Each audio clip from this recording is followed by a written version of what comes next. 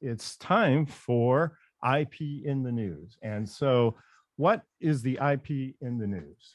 Well, Intel not only applied for a patent on a magic wand, they actually got it granted. Right. So it's a magic wand. And so this is a scientific magic wand. So is it really magic if it's scientific? I don't know. I guess the technology creates the illusion of magic. Anyway, I guess that's what it is. So you can wave it around or you can talk to it and it'll tell your smart devices to do stuff for you. Right. And not just one, you could have a whole room of smart devices and you can wave your wand around and get all sorts of special effects. And so I guess they're making Harry Potter a reality, right? So the abstract says methods, apparatuses, systems, and storage media for creating, discovering, and or resolving spells using a wand are provided. Right. And so the patent, interestingly, has 7 inventors on it. So that's a lot of people to collaborate on a patent. And the patent itself is 45,000 words. So if you're really interested in getting a magic wand, if you're into the wizard thing, I think this technology is for you. So it's like fun.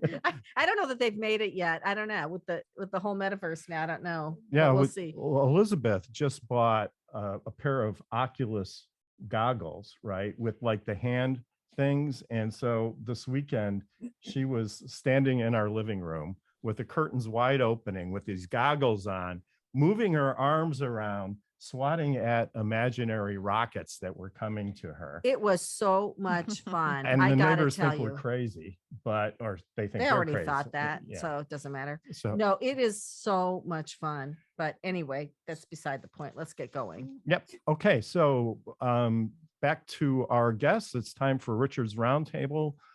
Tamara, what are your thoughts on this? Well, as I think I said earlier, I feel like this is the updated version of the clapper from when I was a kid. So I kind of like it for that reason. But here's the thing I'd say about it. With the metaverse, with Web 3.0, with wired, like everything tech can do, I love the idea of bringing an experience into your tasks and your actions. So there's something about it to me that makes like turning on my stove or I don't know, my heater or whatever it is that it does a little bit more fun and more interesting. So I'm intrigued. And I guess my question, because I'm not the IP person you are, is does that allow them to do other connections from other devices? And maybe it's not a wand, but it's another way to do it. And do they then own that communication space? I don't know the answer to that. I'll bring that back to you, but I like the experience side of it. Yeah, it's a pretty broad patent. And so they use the term wand, but wand could be really any shape or any type of device that you wave around. So yeah, I mean, you bring up a good point that the idea behind a patent is to protect as many variations on the idea as possible. So in that 45,000 words, they discussed a lot of different ways to use this and different devices to hook it up so that it covers a lot of territory. And but that's the idea behind a patent. So they could use different wands, different shapes, different sizes, even things that don't look like wands. So that was very cool. Rowena, what was your thoughts about this? You know, my first thought was, it's like Harry Potter getting, kids especially excited about using the wand. I wonder if you can, I'm pretty sure you will be like Bluetooth or something connecting to your TV and, to your stove. You can kind of wave around and say, switch on your stove. So exactly. Right? Would anybody really be fooled by that though? That's the, I just don't know whether it would be like a kind of fun for a start, and then you're gonna lose it, and then you're like, oh, do I have to pay another $1,000 for another one? Where did that darn wand go? It's in the couch. Exactly. Where did that one go? I can't start the stove. So maybe it's it's a good point. I guess if it's for kids, you have to supervise them closely because you know what kind of damage they could do to their brother or sister with one of these. Oh, that would be pretty cool. Well, you have to clean up your room to find the wand if you want to watch TV. Oh, imagine having the wand in the baby's hand and then what a wand's gonna do. So Kenya, what are your thoughts? I'm not sure. I mean, I'm not really into the whole wizardry spell thing, but it reminds me a little bit of do you remember the Nintendo Wii when it came out? Yeah. So, and it had the remote and you would stand on the board, and then like, I felt like it was fun for 5 minutes and then it was like not cool anymore. So this kind of reminds me of a little bit like there's a purpose for like to give you that whole experience, but then like, what's the longevity of it? Like continuing to be this, I guess, fun experience, so to speak.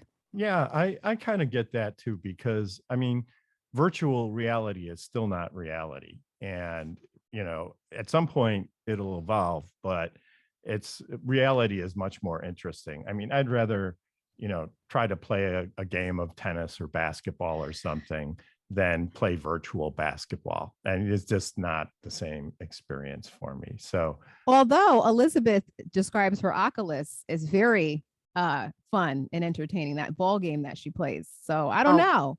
I'll tell you about it when I get to my fireside segment, because or even when we're talking to tomorrow, because it fits in with my profile, my IQE assessment. Oh, good.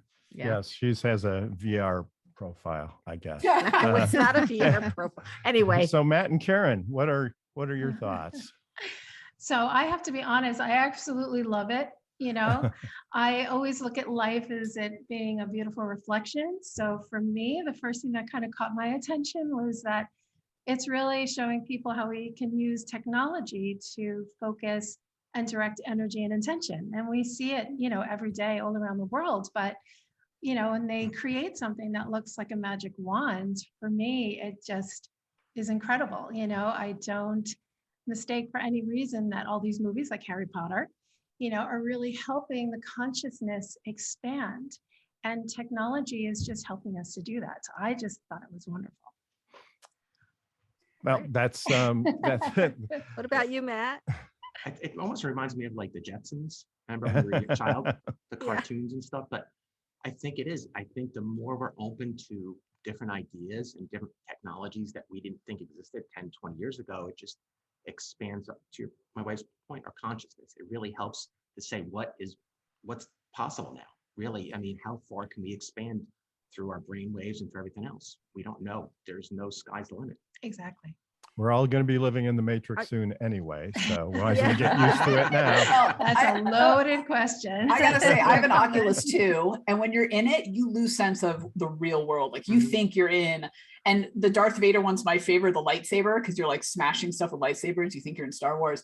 But I have to say, if this wand could solve my biggest frustration, because I have all these different smart devices and I have to speak to all of them a certain way, but it's not my native way of how I would say it. Right. So if this wand could solve that frustration where I get to program what I want it to say, how I want to talk to it, then I'm totally in. Yeah.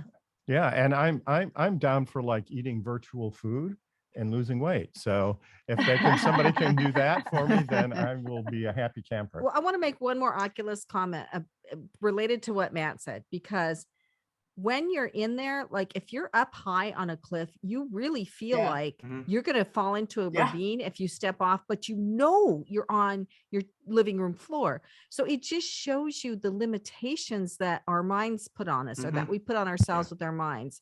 So to Matt's point, I think anything that could help you open that up is really awesome. Yeah, that's great. Oculus give me a headache. Every time I put it on, I can't do it. Well, she did a roller coaster version, and she came into the family room and said, "Oh, I got to lie down for a few minutes." No, I like it where you get to smash things with bats. I did the rock climbing one. She wants me to get a set so that we can have a sword fight. Sword fights, lightsaber fights. Back in the old days, right?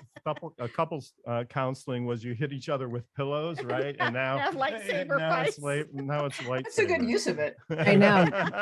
Great marital counseling. There you go. Maybe you see Intel one.